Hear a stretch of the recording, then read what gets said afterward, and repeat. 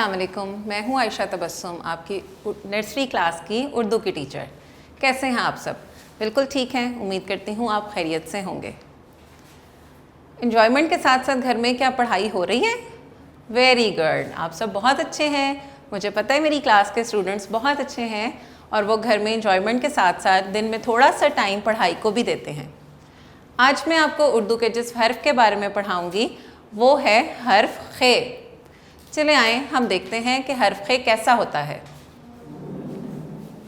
ये तो बिल्कुल जीम जैसा है, लेकिन इसका नुक्ता पेट में से निकल के इसके सर के ऊपर चला गया है ना इंटरेस्टिंग। मैंने आपको बताया था कि नुक्तों के फ़र्क से हर्फ का नाम चेंज हो जाता है, उसकी आवाज़ भी चेंज हो जाती है। यहाँ पर हम पढ़ेंगे हर्फ खे के बारे में। हर्फ खे जीम के ख़ानदान का आखिरी और चौथा हर्फ है। जीम के बारे में हमने पढ़ा था, जीम के पेट में एक नुक्ता होता है, चे के पेट में 3 नुक्ते होते हैं, हे पे कोई नुक्ता नहीं होता और जिसके सर पे नुक्ता है उस हर्फ का क्या नाम है? खे। क्या नाम है? खे। और खे की आवाज़ है ख। खे की आवाज़ है ख। खे की आवाज़ है ख। बिल्कुल हलक से निकालनी है। आए हम खे के दोस्तों से मिलते हैं। आवाज़ का इस्तेमाल करते हुए हमने इसके दोस्तों का नाम लेना है। खे खत, खे खरगोश, खे खरबूजा, खे खातून। खातून किसको कहते हैं? खातून एक औरत को कहते हैं। आपकी अम्मी भी एक खातून हैं और मैं भी एक खातून हूँ। खे ख खातून। खे ख खरबूजा। हम खरबूजा खाते हैं, बहुत मज़े का होता है, मीठा, लेकिन समटाइम्स फीका भी निकल आता है, लेकिन होता बहुत हेल्दी और अच्छा है। खे ख खरबूजा। अगली तस्वीर जो हमारे पास है वो है खरगोश की। ये भी हर्फ खे से बनता है। खे खरगोश। खरगोश भी एक पेट एनिमल है, इसको भी हम घर में पाल सकते हैं। ये एक पालतू जानवर है। मुझे पता है कुछ बच्चों के घर में खरगोश हैं, उन्होंने खरगोश को घर में पाला हुआ है। बहुत प्यारे होते हैं, बड़े फ्लफ़ी से, बहुत अच्छे। खे खरगोश। और एक तस्वीर है हमारे पास खे खत। खत आपको पता है क्या होता है? जब हम किसी को एक रिटन पे, एक कागज़ पे कुछ लिख के किसी दूसरी जगह भेजते हैं उसको कहते हैं खत। कागज़ पे हम एक तहरीर लिखते हैं और किसी को एक पैगाम पहुंचा देते हैं, उसको कहते हैं खत। खे ख खत। खे का नुक्ता कहाँ पर है? खे के सर के ऊपर एक नुक्ता। खे के ऊपर एक नुक्ता। जीम में भी एक नुक्ता है, लेकिन वो उसके पेट में होता है। लेकिन यहाँ पर जो सर पे नुक्ता है उसकी वजह से इस हर्फ का नाम है खे। खे ख। खे ख। खे ख खत। मेरे साथ मिलके पढ़ेंगे। खे ख खत, खे ख खरगोश, खे ख खरबूजा और खे ख खातून। चले आए अब हम हर्फ खे को लिखने की प्रैक्टिस करते हैं। खे हमेशा नीचे की 3 लाइनों में आएगा क्योंकि ये जीम के ख़ानदान का ही एक हर्फ है। हमारी वर्कबुक पे दूसरी लाइन पे ऐसे एक डॉट लगा हुआ है। हमने क्या करना है? हमने एक छोटी सी लाइन बनानी है तिरछी। स्ट्रेट बिल्कुल नहीं लगानी, ठीक है, वो रॉन्ग हो जाएगा। नीचे से तिरछी लाइन बनाते हुए डॉट पे आएंगे, छोटी सी लाइन को लाइन पे लगाते हुए तिरछा लेकर आएंगे और गोलाई करते हुए आखिरी लाइन को टच करते हुए तीसरी लाइन पे लाके रुक जाएंगे। और कहाँ नुक्ता लगाना है इसका? हमने ऊपर। बिल्कुल ठीक, खे के ऊपर एक नुक्ता। शाबाश, खे के ऊपर एक नुक्ता। ये नुक्ते ही इनकी पहचान है। हमने याद रखना है कि खे के ऊपर एक नुक्ता, जिसके ऊपर एक नुक्ता होगा वो हर्फ खे होगा। एक दफ़ा फिर मैं आपको लिख के दिखाती हूँ। हमने छोटी सी तिरछी लाइन बनानी है ऐसे नुक्ते तक, फिर सीधी लाइन पे लेते आएंगे, तिरछा करते हुए गोलाई बनाएंगे, लाइन को टच करके ऊपर लाके हमने यहाँ पे रुक जाना है। ये बात ध्यान में रखनी है कि तीसरी लाइन को हमने टच नहीं करना। और ऊपर क्या लगाएंगे, एक नुक्ता। शाबाश, आपको तो याद हो गया कि खे के ऊपर एक नुक्ता होता है। घर में आपने इसकी प्रैक्टिस करनी है, अपनी मामा को भी चेक करवाना है, और जब मैं चेक करूंगी तो आपको क्या दूंगी, स्टार। ओके जी।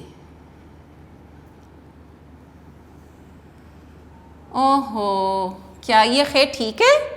नहीं, ये खे बिल्कुल भी ठीक नहीं है। ऐसा खे आपने नहीं राइट करना। अगर आपसे गलती से ऐसा खे राइट हो जाए तो कोई बात नहीं, आप इसको रेस करें और ठीक तरह लिखने की प्रैक्टिस करें। ठीक हम कैसे राइट करेंगे, तिरछी लाइन बनाएंगे, सीधा करेंगे और तिरछा करते हुए, गोलाई बनाते हुए हमने यहाँ पे लाके इसको रोक देना है, और ऊपर क्या लगाएंगे, एक नुक्ता।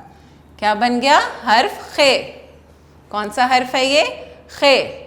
जीम चे हे खे।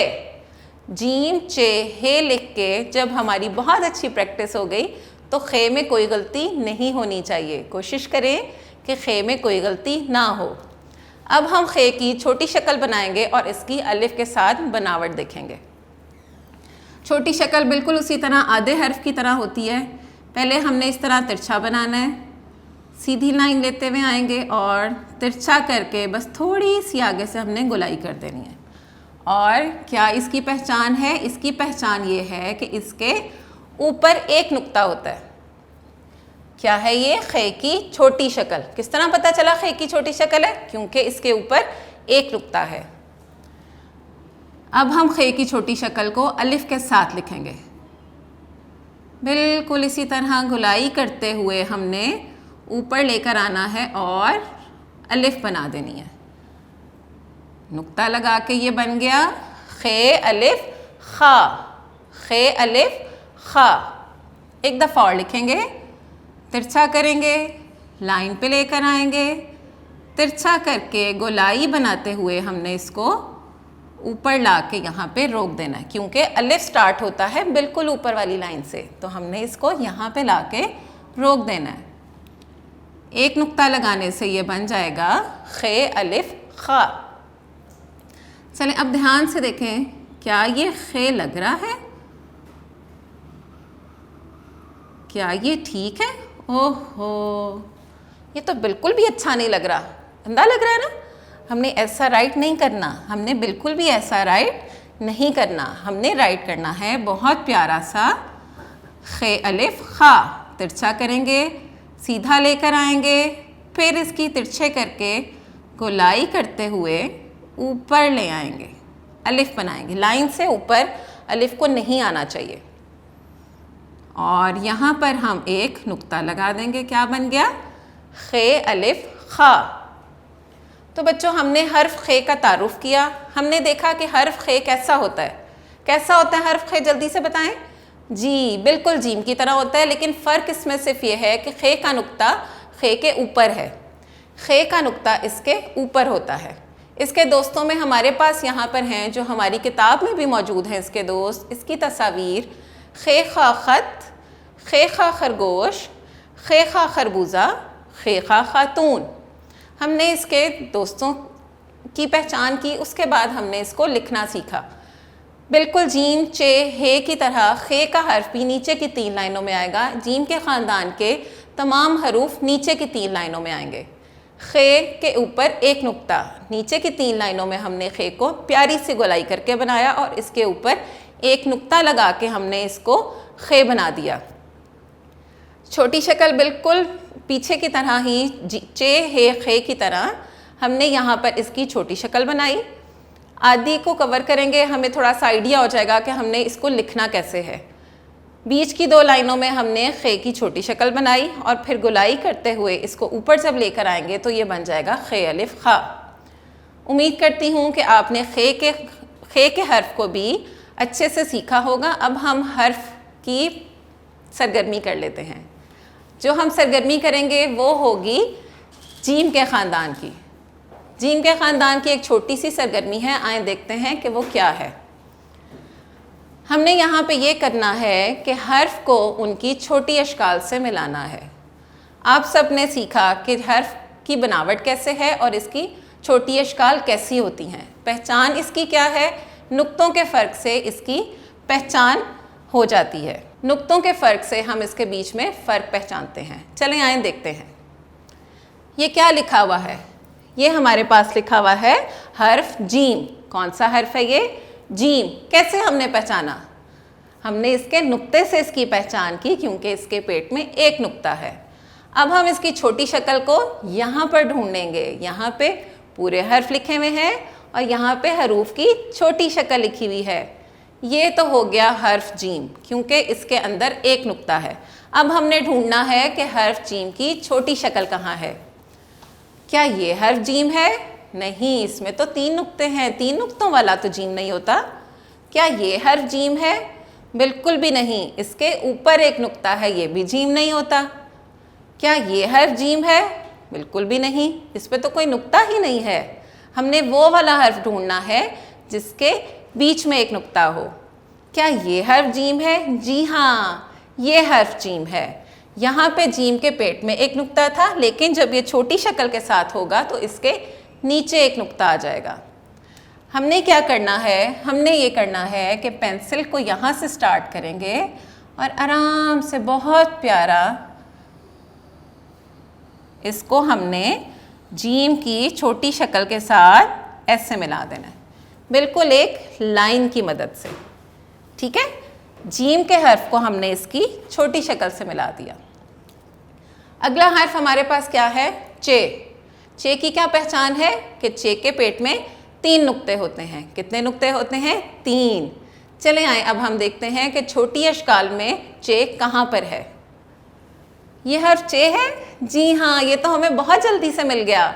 चले आए, हम चे को चे की छोटी शक्ल से मिलाते हैं। कैसे हमने पहचाना इसको? क्योंकि यहाँ पे भी 3 नुक्ते हैं और यहाँ पे भी 3 नुक्ते हैं। ये हर्फ चे है और ये चे की छोटी शक्ल है। बिल्कुल इसी तरह यहाँ पे पेंसिल रखते हुए हमने इसको छोटी शक्ल से मिला देना है। हर्फ चे को हमने उसकी छोटी शक्ल से मिला दिया। अगला हर्फ हमारे पास जीम के ख़ानदान का है हे। हे पे कोई नुक्ता होता है? नहीं होता। यही इसकी पहचान है कि हर्फ हे पे कोई नुक्ता नहीं होता। यहाँ पर हमने ढूंढना है कि हमारे पास हे कहाँ पर है। ये हे है, और क्या ये हे की छोटी शक्ल है? नहीं, इसके ऊपर एक नुक्ता है, तो हम इसको इसके साथ नहीं मिलाएंगे। क्या ये हर्फ हे है? जी हाँ, ये हर्फ हे है। हे की छोटी शक्ल है क्योंकि इसके ऊपर कोई भी नुक्ता नहीं है। तो हमने बिल्कुल आसानी से इसको पहचान लिया और हर्फ हे की पूरी शक्ल को हमने इसकी आधी शक्ल से मिला दिया। पीछे क्या बचा? खे। खे के ऊपर एक नुक्ता, और यहाँ पर भी हमारे पास एक ही फ्लावर है जिसके ऊपर खे की छोटी शक्ल बनी हुई है। तो खे के ऊपर एक नुक्ता, यहाँ पे भी खे के ऊपर एक नुक्ता है और यहाँ पे भी खे के ऊपर एक नुक्ता है। तो हम क्या करेंगे? हम इसको खे की शक्ल को इसकी छोटी शक्ल से मिला देंगे। हमने जीम के हर्फ को छोटी शक्ल से मिलाया, चे के हर्फ को भी छोटी शक्ल से मिलाया, हे को भी छोटी शक्ल से मिलाया और खे को भी। इस सरगर्मी से हमें बहुत कुछ सीखने को मिलता है। हम इस सरगर्मी से पहचान करते हैं हरूफ की। नुक्तों के फ़र्क से क्या पहचान हो सकती है, हमने इस सरगर्मी से ये सीखा। उम्मीद करती हूँ कि आपने जीम के ख़ानदान के तमाम हरूफ की पहचान कर ली होगी, उनको लिखना भी सीख लिया होगा और इस सरगर्मी को एंजॉय भी किया होगा। Thank you.